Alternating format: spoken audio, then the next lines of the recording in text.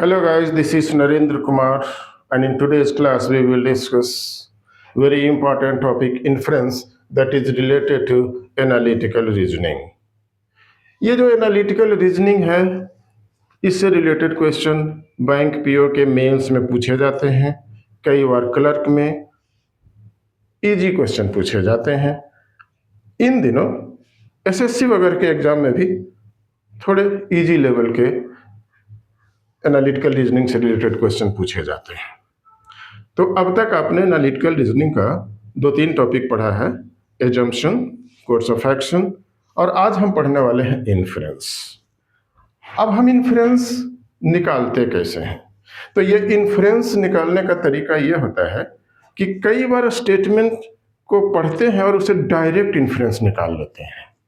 जैसे अगर कहा जाए कि Rakesh died at the age of 80 in the 50th year of his marriage, तो आप इसे इन्फ्रेंस निकाल सकते हैं कि Rakesh married at the age of 80 - 50 that is 30th years. तो ये डायरेक्ट इन्फ्रेंस है। अब कुछ ऐसे केसेस होते हैं जिसमें डायरेक्ट इन्फ्रेंस नहीं निकाल सकते, तो फिर लॉजिकल इन्फ्रेंस निकालते हैं। स्टेटमेंट को पढ़ते हैं और उसके लॉजिक को समझते हैं और तब उसका जो इन्फ्रेंस निकालते हैं उसे कहते हैं लॉजिकल इन्फ्रेंस। एग्जाम्पल लेके समझते हैं कि if it is said that poor states must rethink over the allocation of their resources,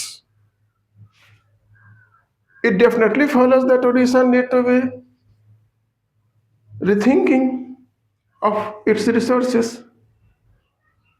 क्यों? क्योंकि अगर हम स्टेटमेंट में देख रहे हैं कि लिखा है कि poor state must rethink over the regulation of resources, तो उड़ीसा एक पुअर स्टेट है, तो उड़ीसा उसके डेफिनेशन में आता है, इसलिए उड़ीसा को रिथिंक करना चाहिए। तो ये लॉजिकल डिडक्शन है, ये लॉजिकल इन्फ्रेंस है।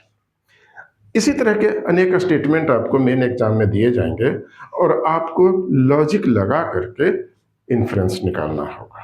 तो ऐसे इन्फ्रेंस को हम कहते हैं लॉजिकल इन्फ्रेंस।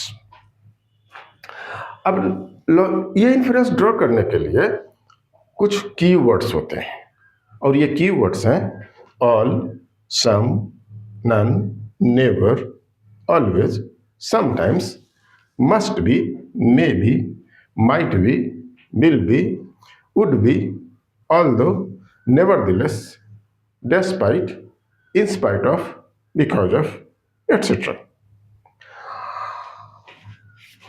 अब जरा समझने का प्रयास करते हैं। सपोज करें कि 2 स्टेटमेंट्स दिया गया है। एक स्टेटमेंट है all the nations are advocating peace and disarmament, और दूसरा स्टेटमेंट दिया गया है a vast majority of the nations are advocating peace and disarmament. अब इसके बेसिस पर हम क्या इन्फ्रेंस निकाल सकते हैं? तो पहला इन्फ्रेंस अगर आपको लिखा गया है क्वेश्चन में और उसमें लिखता है कि India stands for piece and डिसआर्मामेंट, तो ये डेफिनेटली ट्रू होगा। क्यों डेफिनेटली ट्रू होगा? क्योंकि ऑल द नेशंस के डेफिनेशन में इंडिया भी आता है, तो ये डेफिनेटली ट्रू होगा। लेकिन अगर हम स्टेटमेंट 2 के लाइट में देखें तब ये प्रोबेबली ट्रू होगा। क्यों प्रोबेबली ट्रू होगा? क्योंकि ये वास्ट मेजॉरिटी में कुछ कंट्रीज एक्सक्लूडेड हैं, तो हो सकता है इंडिया ही एक्सक्लूडेड हो, तो ये प्रोबेबली ट्रू होगा। अब आप समझ रहे होंगे कि डेफिनेटली ट्रू और प्रोबेबली ट्रू को आप कैसे डिस्टिंग्विश करेंगे। तो यहाँ पर आपने देखा कि ये ऑल था तो ये डेफिनेटली ट्रू था, और ये वास्ट मेजॉरिटी मतलब ये सम का केस है, तो ये सम है तो ये डेफिनेटली ट्रू है। अब आप समझ रहे होंगे कि कैसे हम इन्फ्रेंस निकालते हैं। अब है कुछ टिप्स जिसके बेसिस पर आप एग्जाम में कम समय में इन्फ्रेंस निकाल पाएंगे। तो ये टिप्स क्या कहता है?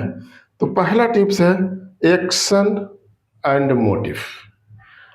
हम जो कोई एक्शन करते हैं तो उसका मोटिव क्या है। तो अगर कोई एक्शन है जिसका मोटिव है तो इन दोनों में हम कोरिलेट करते हैं। कोरिलेट क्या करते हैं कि if action is always taken in order to fulfil the motive then inference will be definitely true. अगर हम कहते हैं कि action is never taken to fulfil the motive तो इसका इन्फ्रेंस डेफिनेटली फॉल्स होगा। अगर एक्शन इज टेकन और उसमें यह लिखा है कि if action is usually taken then inference will be probably true, and if the action is usually not taken तब इसका इन्फ्रेंस प्रोबेबली फॉल्स होगा। ये definitely true, definitely false, probably true, probably false, ऐसे क्वेश्चन आपको जब exam में आते हैं तो थोड़ा सा माइंड पजल कर जाता है। तो इसको आप मेमोराइज कर लीजिए कि if action always taken then inference will be definitely true, if action never taken it inference will be definitely false, if action usually taken inference will be probably true, and if action usually not taken inference will be probably false। ये एकदम से shortcut है, इसके अगर आप memorise कर लें तो फिर आपका ये क्वेश्चन बिल्कुल बन जाएगा। और ऐसे क्वेश्चन निश्चित रूप से पूछे जाते हैं खासतौर से पीओ के मेंस में, तो इसे जरूर आप याद करें। नेक्स्ट हम कुछ एग्जाम्पल देना चाहते हैं जिसके बेसिस पर आप इन्फ्रेंस निकाल सकते हैं। अब सपोज करें कि आपको एक स्टेटमेंट दिया गया है कि एक अफ्रीकन कंट्री में कोई आर्म्स एक्ट नहीं है, वहाँ के लोग आर्म्स एक्ट चाहते भी नहीं हैं, वहाँ के लोग ऐसा चाहते हैं कि यहाँ पर सभी लोग फ्रीली आर्म्स रखें। ये 3 स्टेटमेंट दिया गया। अब इसके बेसिस पर अगर कोई कंक्लूजन दिया जाता है या फिर कहता है कि आप इन्फ्रेंस निकालें और ऑप्शंस दिया गया है, तो इन्फ्रेंस अगर ऐसे लिखा जाता है कि अगर सरकार आर्म्स एक्ट लाएगी तो लोग उसका विरोध करेंगे, तो क्या ये इन्फ्रेंस सही होगा? ये इन्फ्रेंस सही नहीं है, क्योंकि विरोध के कारण से सरकार आर्म्स एक्ट नहीं लाए तो वहां पे लॉ एंड ऑर्डर का सिचुएशन पैदा हो जाएगा। तो कोई भी कंट्री ऐसा नहीं चाहेगा कि हमारे देश में लॉ एंड ऑर्डर सिचुएशन पैदा हो जाए, तो ये इन्फ्रेंस आप नहीं निकाल सकते। अब सपोज करें कि दूसरा इन्फ्रेंस जो आपको ऑप्शन में दिया है उसमें लिखा है कि सरकार को आर्म्स एक्ट लाना चाहिए, ये इन्फ्रेंस सही होगा, क्योंकि सभी देश चाहेंगे कि उनके यहाँ आर्म्स एक्ट हो ताकि लॉ एंड ऑर्डर का सिचुएशन पैदा नहीं हो। तो ये आपका करेक्ट इन्फ्रेंस है। तीसरा अगर इन्फ्रेंस लिखता है कि दूसरे देशों में आर्म्स एक्ट नहीं है इसलिए इस देश में भी आर्म्स एक्ट नहीं लाना चाहिए, ये इन्फ्रेंस गलत होगा। क्यों गलत होगा? कि हम दूसरे देशों का जहां आर्म्स एक्ट नहीं है हम उसको फॉलो नहीं कर सकते। अगर कोई एक देश गलती कर रहा है तो हम दूसरा देश हो करके गलती ही करें, ये अच्छी बात नहीं है। तो ये करेक्ट इन्फ्रेंस नहीं होगा। तो अब आप समझ सकते हैं कि इन्फ्रेंस ड्रॉ करने के लिए आपको लॉजिकल डिडक्शंस करना पड़ेगा। एक और एग्जांपल हम दें कि मान लें कि एक महिला जो है वो एक स्टेटमेंट देती है, वो स्टेटमेंट कुछ ऐसा है कि ऑनलाइन शॉपिंग और रिटेल शॉपिंग में बेहतर है ऑनलाइन शॉपिंग। अब उसको यह इस स्टेटमेंट के बेसिस पर आपको कंक्लूजन निकालना है, इन्फ्रेंस निकालना है।